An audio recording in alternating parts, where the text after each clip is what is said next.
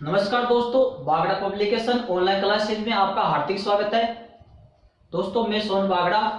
आज अपन संस्कृत के उपसर्ग और हिंदी के उपसर्ग का दोनों का तुलनात्मक अध्ययन करने जा रहे हैं। दोस्तों, हो सकता है आपने उपसर्ग बहुत पढ़े होंगे, बहुत रटे होंगे, बल्कि जो संस्कृत के उपसर्ग हैं और हिंदी के उपसर्ग हैं, इन दोनों में जो तुलनात्मक अध्ययन होता है, इनके बारे में शायद कभी नहीं पढ़ा होगा। आज अपन इस वीडियो के माध्यम से संस्कृत के उपसर्गों में और हिंदी के उपसर्ग दोनों सेम होते हैं, थोड़ा बहुत अंतर होता है, बल्कि दोनों में तुलनात्मक अध्ययन क्या होता है, इसका अध्ययन अपन कर रहे हैं। दोस्तों, वैसे तो उपसर्ग आप जानते होंगे कि वे शब्दांश जो मूल शब्द के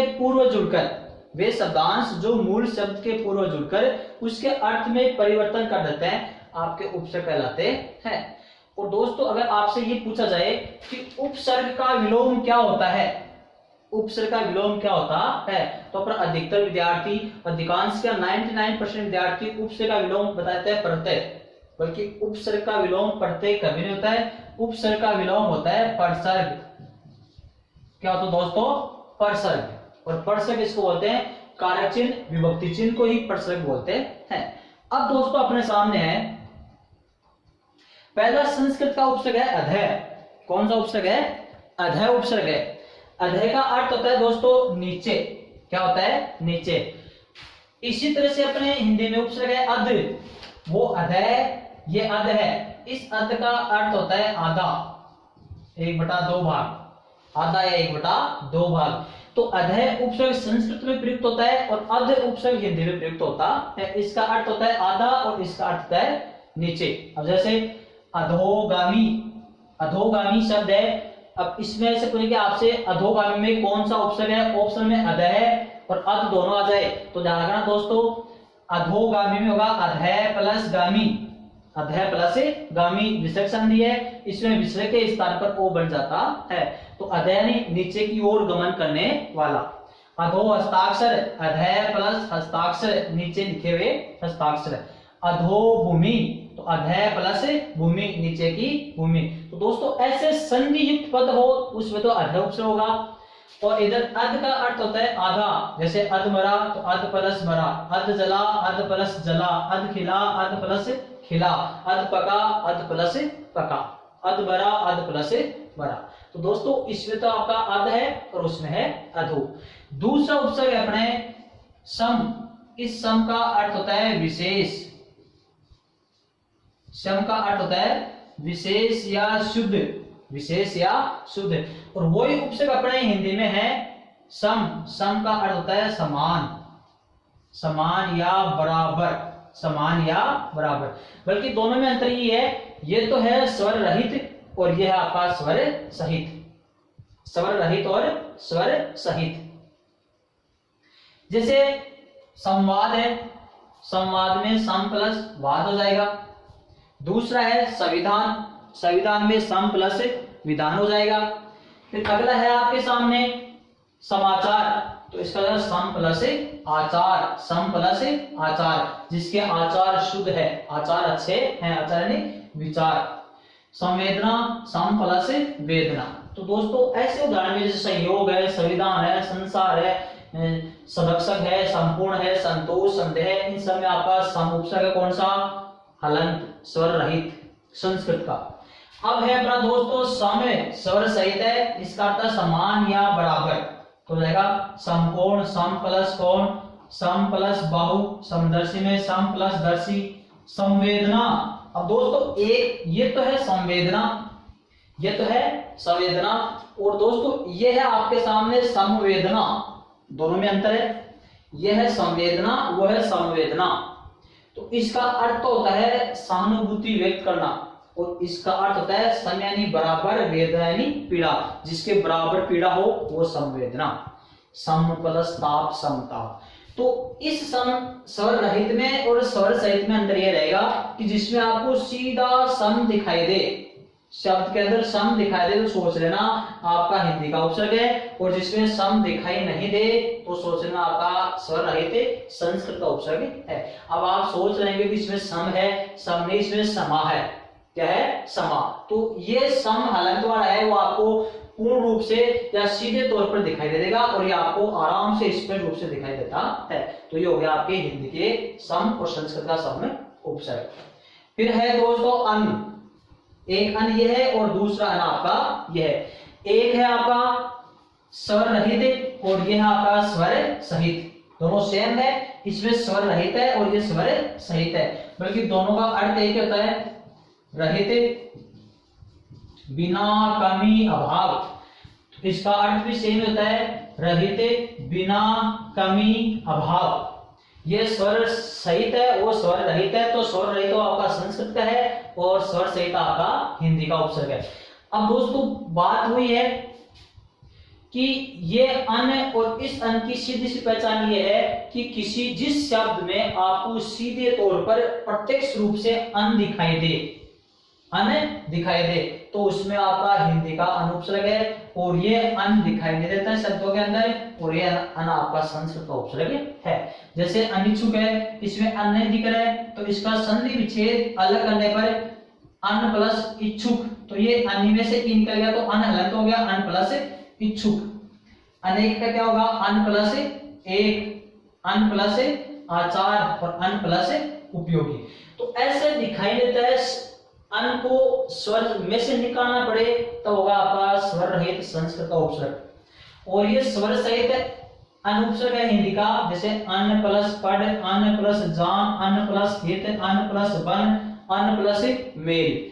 तो ये इसमें कोई अलग नहीं करना पड़ेगा, आपको आराम से दिखाता है, जैसे अन, अन, अन और अन, और वो अन है आपका स्वर रहित, वो दिखाई नहीं देगा, उसको स्वर से अलग करना पड़ेगा। एक पहचान तो आपकी है।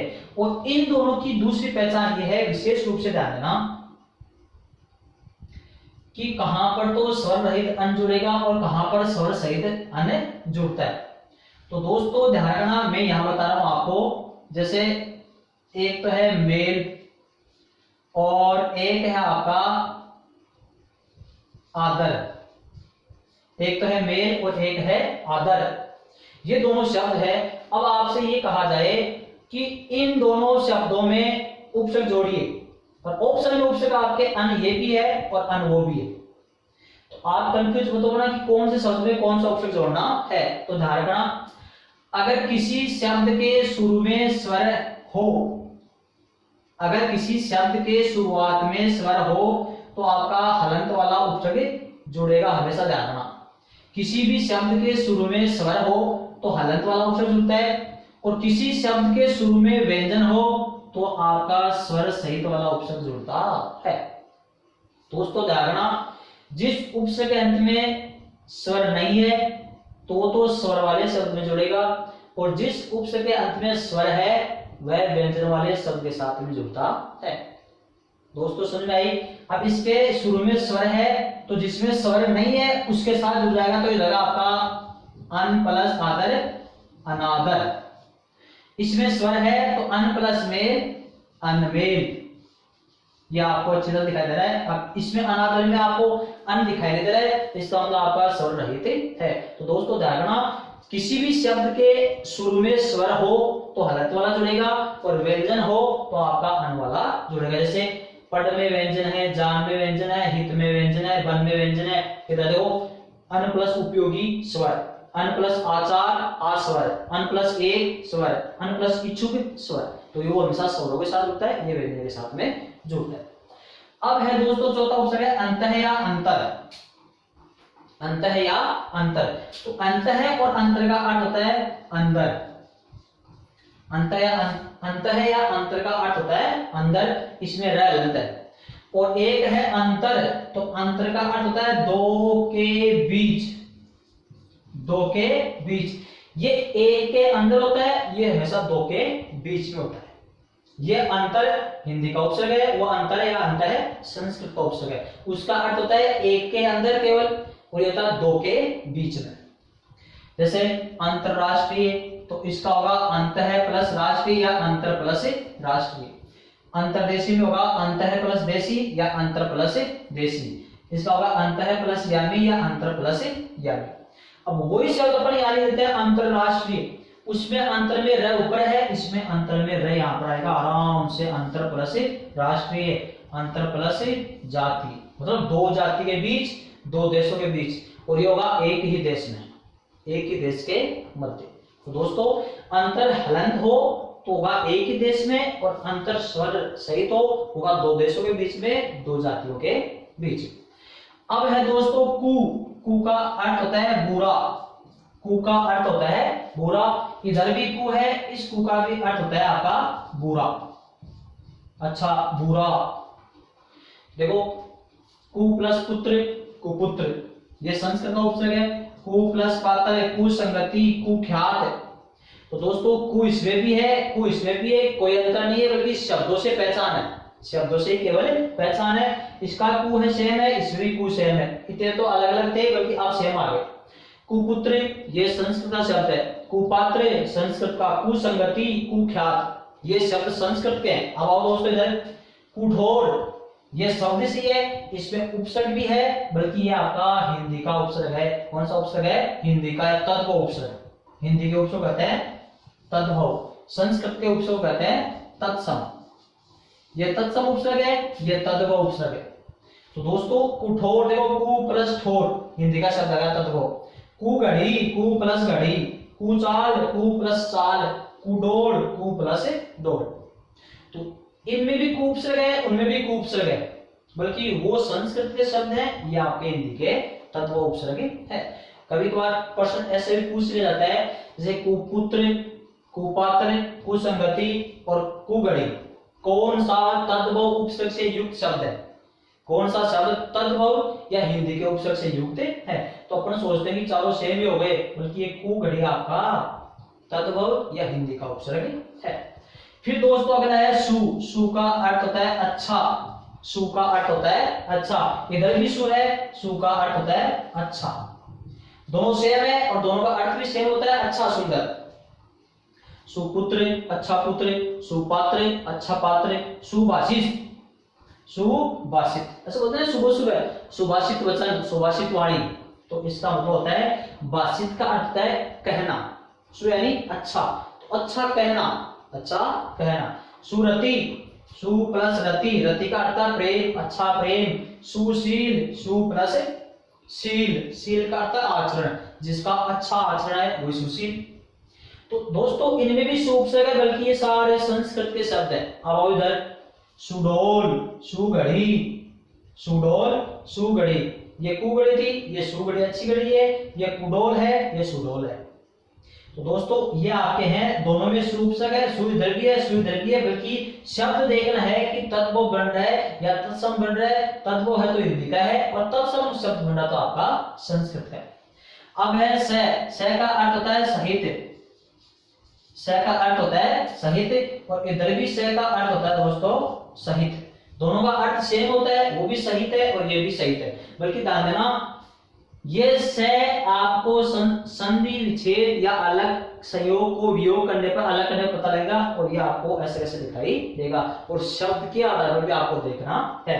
जैसे शांत तो लगा से प्लस अंत। अब दोस्तों आप सोच रहे होंगे कि वो शांत तो गलत है, आप सोच रहे कि शांत तो ऐसा होता है, ये शब्द अलग है, वो शब्द अलग है। ये शांत तो है शांति, क्या है? शांति।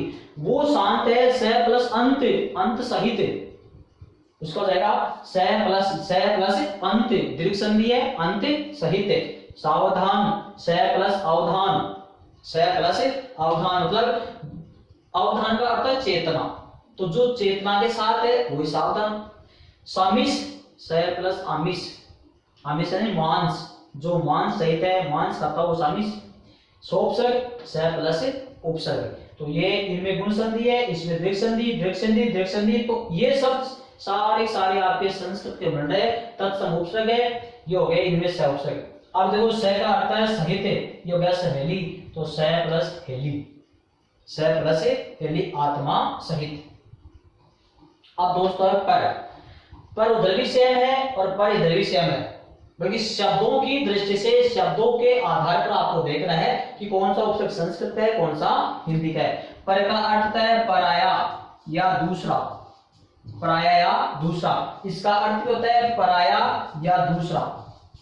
दोनों का अर्थ सेम है, पराया या दूसरा। अब दोस्तों इसमें देखना, परोपकार पर प्लस उपकार, पराधीन पर प्लस अधीन, परार्थ पर प्लस अर्थ, परास्त पर प्लस अस्त। दूसरे को अस्त करना, दूसरे के हित के लिए काम करना, दूसरों पर आश्रित रहना और दूसरों का परोपकार करना। तो इनमें तो है आपका संस्कृत का पर उपसर्ग और ये है परकाज। देखो पर प्लस काज, परछाई पर प्लस छाई, छाई का छाया, दूसरों की छाया, दूसरे की छाया, पर प्लस दाता और प्रदेश क्या है, पर प्लस देश, पर प्लस देश। अगर बात यहां पर ये होता प्रदेश, तो दोस्तों इसमें परोपसर्ग होता, फिर ये संस्कृत उपसर्ग परा, तो इसमें परोपसर्ग होता। तो दोस्तों इस प्रकार से आपके सामने संस्कृत के हिंदी के उपसर्ग, तत्सम या तद्भव उपसर्गों में अंतर है, जो सेम से है बल्कि इनके शब्दों में और इनके उपसर्ग में ये अंतर होता है, जो मैंने आपको आज सामने प्रकट कर दिया है। ऐसा अंतर, ऐसा तुलनात्मक अध्ययन कभी कभी देखने को मिलता है। और दोस्तों हाँ, अगर इसका भी और डीपली रूप पढ़ना है, इसका भी और गहराई से अध्ययन करना है कि संस्कृत के कितने उपसर्ग है, हिंदी के कितने उपसर्ग है, विदेशी कितने उपसर्ग है और इन तीनों में तुलनात्मक अंतर क्या है, इन तीनों में तुलनात्मक अध्ययन क्या है, तो दोस्तों आपको ये अपनी पुस्तक है, बागड़ पब्लिकेशन, पुस्तक का नाम है भारतीय हिंदी व्याकरण कोश, और ये अपनी पुस्तक है जो मार्केट में हर बुक डिपो पर उपलब्ध है। अगर आप कोरियर सेवा चाहते हो तो इस पे एड्रेस है, ये अपना मोबाइल नंबर है, इस पे कांटेक्ट कर लीजिएगा, आपके घर तक ये पहुंच जाएगी। दोस्तों इसमें 2000 वस्तुनिष्ठ प्रश्नोत्तर भी है, प्रत्येक टॉपिक के पीछे 50 वस्तुनिष्ठ प्रश्नोत्तर भी है। तो दोस्तों इसका विस्तृत अध्ययन आपको पुस्तक में उपलब्ध हो जाएगा। धन्यवाद।